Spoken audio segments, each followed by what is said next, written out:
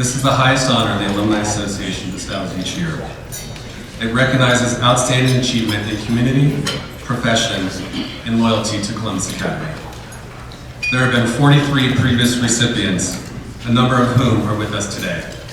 Sundays have always been a day when I can spend lots of time with my dad, so I'll run you through what that looks like. 8 a.m. Handel or Mozart or Bach or something like that starts blaring throughout our house, letting my mom and sister and I know that we will be at church that morning. 5 minutes late, if I had to guess. We're home before noon for a lightning lunch, and then we're outside for some sort of yard work. At this point, Dad transitions from church mouse to some sort of mix between drill sergeant, cheerleader, and overseer.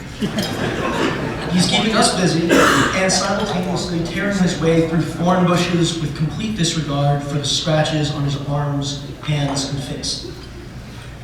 After our 1 hour outside, we are relieved of our duties, and you'll find my dad in repose.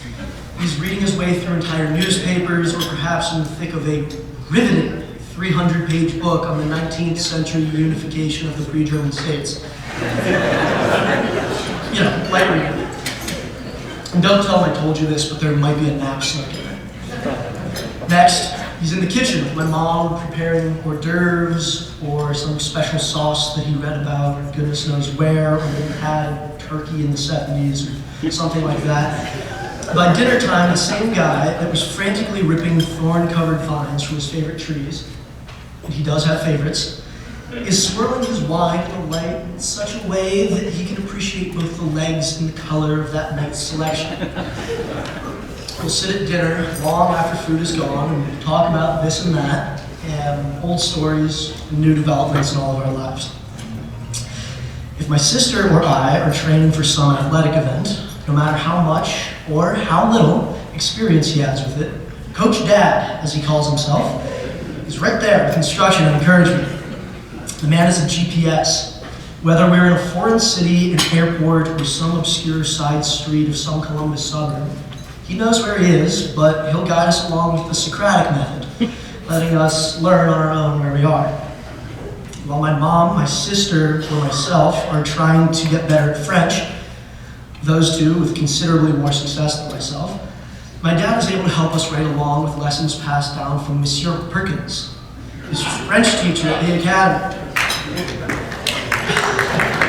I should mention that after failing his first quarter of French at the academy, he went on to receive the Mrs. Henry Nelson Rose Prize for Excellence in Modern Languages, as well as the Headmaster's Cup for Intellectual Curiosity. On his page in the 1967 yearbook, there was mention of his ability to quickly understand the facts of his situation and move to assessing the patterns and significance therein. Like I said earlier, my dad is not one to read light fiction or to make decisions lightly. Having served many institutions around Columbus over the years, like the Academy, he's able to use this trait to take sides on issues that see the long-term potential of decisions made. What tie all the things I described together is my dad's commitment to the people and places he cares about. This school means enough to him to have served it for many years and to send both of his kids there.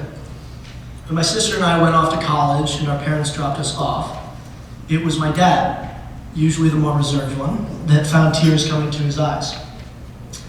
Well, Dad, from Mom, Caroline, and me, we're here, we love you, and we're very, very proud of you. With that, everyone, I'd like to turn the floor over to my dad, Steve Wittmann. Well, thank you all, Melissa, faculty, staff, fellow alums, class of 2020, and thank you to Craig Tan and the Alumni Board. I have had the pleasure of knowing most of the distinguished alums, including the first, Frank Morris, who received this award in 1976. It is a great honor to join that list of names. I'm glad to have my wife Holly and daughter Caroline here, and my sister Christine Snyder and brother Jeff Wittmann here as well. And to my son, Sam, thank you. I think I got off all right on that one. I admit to having had a bit of concern about Sam's introduction, which he had not shared with me. To butcher F. Scott Fitzgerald's quote, it might be that introducing your dad at the Holiday Luncheon is the best revenge. Now, I don't like to resort to extortion, but I'm not above a bit of bribery. And I wanted to encourage Sam to say something nice about me. Now, I'm from the class of 1967, so I know that $20 will get Sam and 3 or 4 of his buddies a big night out on the town. Sam, you earned it. I introduced Dan Carmichael at this event in 2009. Dan may have been the best athlete to come out of the Columbus Academy. He was an outstanding college athlete. He excelled in golf and amateur sports car racing after college. He was a World War II ace, a test pilot after the war, and a successful architect in Columbus. I asked him if he would accept the Distinguished Alumnus Award. And Dan said no. I asked him again. Dan said no. So now Dan was a suffer no fools kind of guy, and I was afraid I was approaching that domain, but I tried again. On the third try, Dan said yes. However, he said he wouldn't talk about the old school, and he wouldn't tell us what he would talk about. I mentioned this to Eric Hunker. I wasn't worried, but Eric was. If Dan gave a good speech, everyone was happy. If it didn't go well, Eric was in trouble. So I will follow in Dan's lead today and not talk about the old days, but I will start there. The Nelson Road campus in the mid-1960s. We had classrooms and labs, of course, a library, a gym, and pool and playing fields. But it was an old building and a bit dirty, and it was all boys. The atmosphere could be a bit like the jungle, a bit like the way Hobbes described life in the 17th century. Nasty, brutish, and short. Food at lunch was served family style. Chicken, mashed potatoes, and gravy. Turkey, mashed potatoes, and gravy. Roast beef sandwiches, and gravy. Maybe spaghetti once in a while. Gravy I can't remember. It was all the same light brown gravy. John and Kevin remember those meals. And maybe some Jell-O salad on the side. But we were hungry, so we ate, unplagued by peanut allergies and gluten aversions, and we were not offered a vegetarian option. It was the Columbus Academy version of the Dark Ages.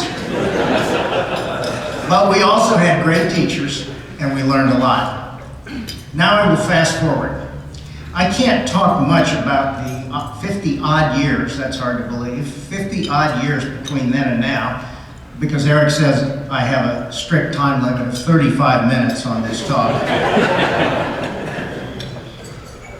I wanted to talk about a very few personal perspectives I have on the difference between then and now. As a bit of disclosure, I'm a real estate developer, and I've spent years on various facility committees. I'm going to discuss what I feel and think when I come in the drive from Cherry Bottom Road and see the school of today up there on the hill. I think the great visual difference for me between then and now can be said to have come about because of a few major decisions. As it is in so much of life, our overall histories are determined by some major decisions we make. Choice of spouses or partners, professions chosen, where we live, and so on. And for the Academy, some of these major decisions and changes have created the school we see today. We do need to remember that these major events occur while daily life goes on. All these things have occurred while the school was teaching students and providing the kind of educations we owe to both the students and their parents. And while the Academy was developing the kind of diverse, capable, and even kind student body and staff to which we aspire. And meanwhile, maintaining a responsible fiscal position. The school, to quote Auden, had somewhere to get to and sailed calmly on. I do not mean at all to diminish these cultural things which are at the core of the school and mean so much to the institution.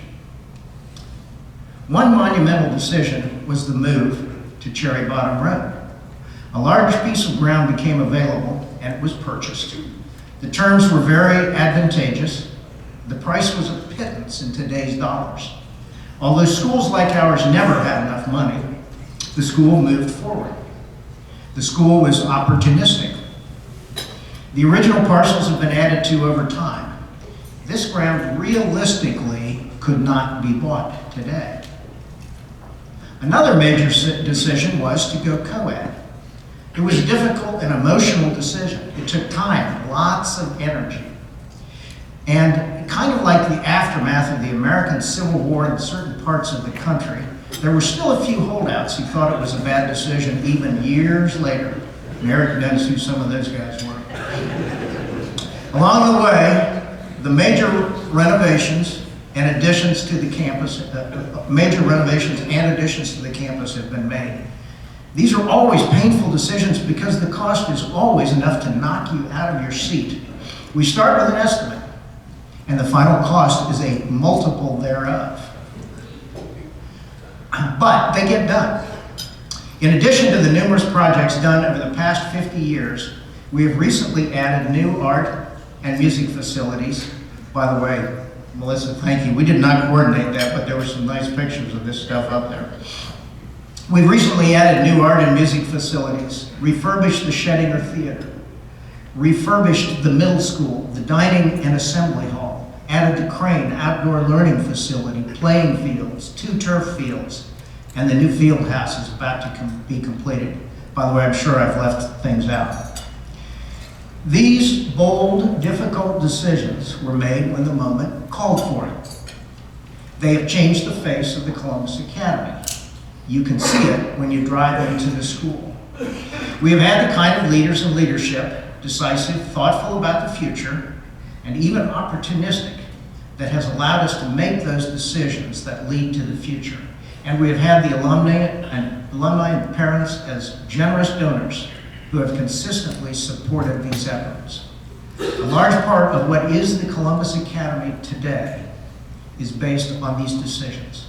The Columbus Academy has been blessed with good leadership in the past, and I'm confident it will be in the future. Thank you.